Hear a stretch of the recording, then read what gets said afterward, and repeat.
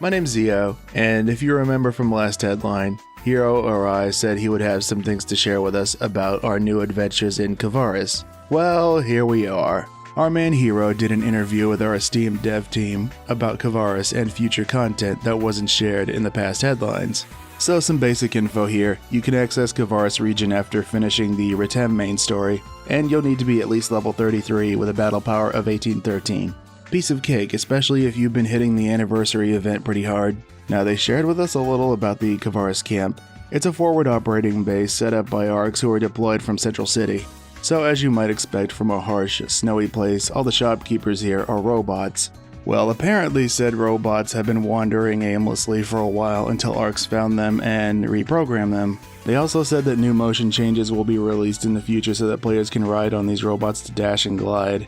They also said there will be new trials where you fight alongside NPCs wearing winter gear. Would you expect them to wear bikinis? They also shared some details about throwing and snowboarding. Players can pick up and throw an object called Crystal and Ice that deals massive damage when thrown. You can use this to break containers and throw bombs back at enemies. I imagine there's going to be some strategic element here. Okay, now for the snowboarding. Field races will be implemented where you can use the floating boards through specific courses on an exploration field. Now you can either race against your friends or beat your own score solo. And it's not just going to be limited to Kvaris. They plan to roll this out for Alio and Ritem, and they plan to roll out more content that makes use of this stuff in the future. NGS has needed something to do outside of battle for a while now. I hope the airboard controls aren't super clunky here. Just like they said in the headline, our objective in Kvaris is to find Ilma, who's gone MIA. Apparently this guy knows how to fix the central cannon. They did say the story's gonna have more lighthearted comical exchanges between characters. They also said the action scenes were going to be more dynamic than before. Now here's one that caught my interest. Due to player request, mini events will be released regularly starting August that dig deeper into the main characters. More lore? Hell yeah. So apparently, Kuka and Mary are just roommates. They're not in a romantic relationship or anything like that. That's not going to stop people from trying to ship them though. Now, they said a few things about battle power and leveling too. If you happen to take a break from the game after you beat Ritem's story and maybe miss this anniversary gravy train, don't trip. They're going to be adding in more tasks to help level up and get ready for Cavaris. They're also adding 50 side tasks in Cavaris to facilitate a smoother trip to 60.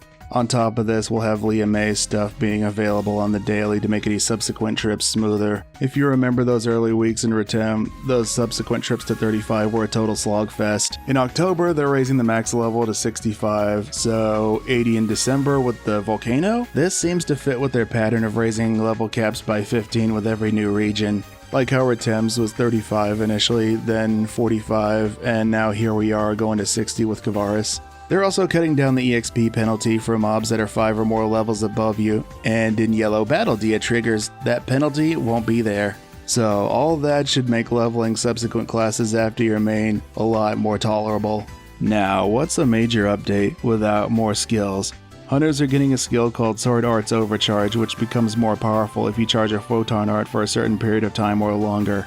Gunners are getting chain trigger count retain, which increases the number of chains at the start of the next chain trigger if it ends without a chain finisher. I guess this means if you don't pop your chain trigger and you start up another one, you won't have to start up at 0. I imagine there's going to be a few second window before it just resets altogether though.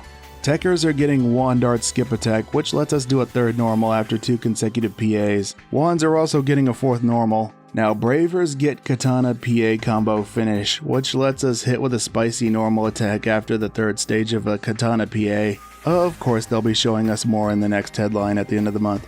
Now they also shared some information about some of the baddies we'll be encountering here.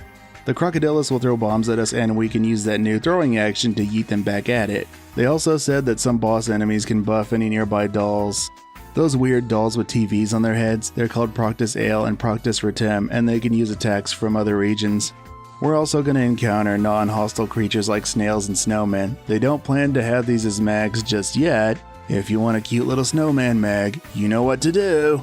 So it looks like they're taking another page out of other open world RPGs with environmental damage here. There's a section of Kvaris called the Rayord Gorge where you can take damage from hypothermia. To mitigate this, we'll be having special effects from region mags, food buffs, and items, as well as augment capsules. I can see them doing the exact opposite of this in the volcano region too. Now, they noticed that players had a hard time making multi-weapons from certain series, so going forward they plan to roll out more weapon series that are all-encompassing. Now, the Sextil series is going to be the easiest to get through drops and will have a potential that does more damage against non-bosses. Another really welcome change is no more weapon drops 4 stars and below in Cavaris. You'll still get gold and silver prim weapons though. In the future, they're rolling out a quest counter which not only lets us replay old story quests, but they're also going to be adding limited quests like base PSO2. So yeah, some really nice stuff coming down the pike here, in addition to what they plan to share with us on May 31st. So if you slept on this game for a while, it might not hurt to give it another look here. So now I ask you, general viewer, what are you looking forward to most here? You know how much I love chopping it up with you guys in the comments section and on the streams. As always, thank you so much for watching and for the continued support.